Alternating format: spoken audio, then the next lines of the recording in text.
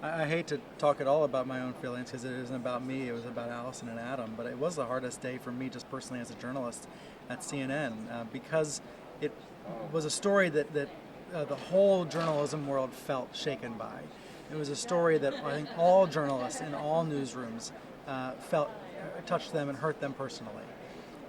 There was a sense that this could happen to anybody in the television business because it was a case of an ex-employee seeking out a live shot, seeking out these journalists and targeting them.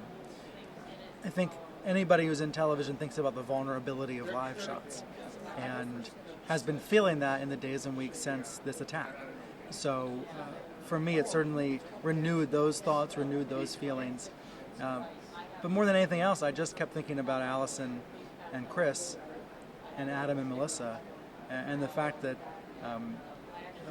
so many people were hurt by this story that it ricocheted out in so many different directions in the days after. I was amazed at our anchor team and our reporters and how they could be crying one moment and then 20 minutes later put a newscast on the air. It was interesting to see, but I think, as I mentioned earlier, they were doing the same thing I was doing here, and that was reaching down deep inside and getting the strength from Adam and Alison and talking about what they would do, what they would want us to do, how they would want us to proceed. They would have wanted us to be a great television station in that most difficult moment, and that's what kept us going. I think what's most important to say is to not be intimidated, to not be frightened. We know that one of the reasons why this story was so awful and so painful is because it was so rare, because we hadn't seen this happen before, because a journalist had not been killed on assignment in the U.S. in almost a decade. When we see journalists like Alison and Adam out doing the work they were doing, they're the reason why journalism is such a wonderful, thrilling, rewarding job, such a wonderful profession to be in.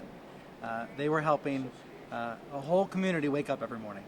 It's a really special role to have, a really special responsibility to have. And as I mentioned at the panel, Alison's boyfriend, Chris, is now picking up where she left off, picking up some of her assignments, and continuing them. Her boyfriend's finishing the stories she started, and that could be a metaphor for all of us. You know, I would encourage young journalists to be like Adam and Alison. These were two individuals that, even as interns, distinguished themselves as journalists, showed us that they were anxious to cover hard news, that they would do anything, to get the story, to really bring the news home to the area, and they understood the market. They grew up in our market. And so that would be my challenge to young journalists is don't let this hamper your ability to go on. It's important. Journalism is incredibly important. We have to have people asking questions and creating solutions-based stories. So please keep on and distinguish yourself. Be Adam and Alison. Be great interns. Be great employees. And walk into a newsroom with a smile on your face, ready to get to work. Well, I hope that people will, look at live shots in a different light and realize that this is a dangerous business. We don't really realize that. We get lulled into a sense of it's just what we do. But there is danger to it. This was an instance of workplace violence, but this could just as easily be someone that didn't like the way we covered a story. And our business is to report on things that oftentimes people don't like. Some people get hurt by our reporting and are resentful of it. It is a dangerous business inherently, but we haven't had to deal with this. I'm hoping that what comes out of this in the future is more solutions-based reporting, where we're looking at not just reporting every measure of gun violence that happens, but why? Why did it happen? Who did it? What are the factors behind this? What make people want to do this? And I think we really need to get past just those events that happen every day, unfortunately, in our community, and start really asking the hard questions as to why they happen. Wow, there are so many memorable moments with Adam and Alison. Again, some people, after they're gone, people say great things about them, and they might not have said those while they were alive. In this case, I would have said all the wonderful things about Adam and Alison when they were alive, because they were just that kind of employees and those kind of people.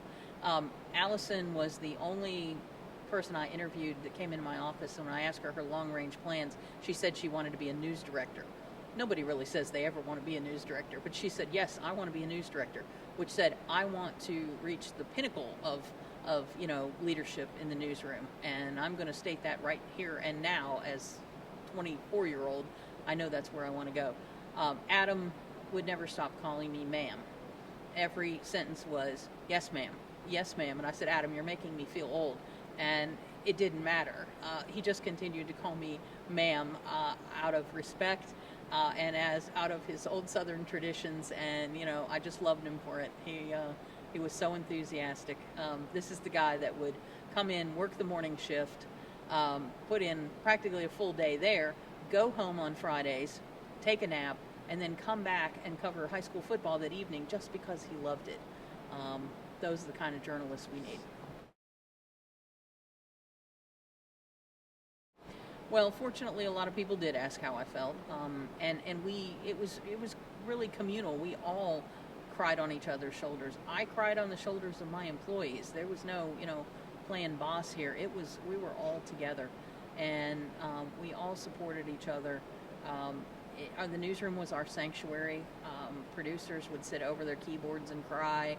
I certainly shed a lot of tears in my office, but I tried not to spend too much time in my office. I wanted to be out in the newsroom with everybody as we were going through this together, and a lot of people didn't want to leave work.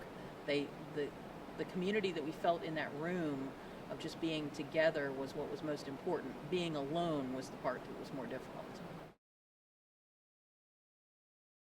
Well, we're doing well. We are healing a little at a time. I say that we're still sort of in this dream state. That's an improvement over being in a nightmare state.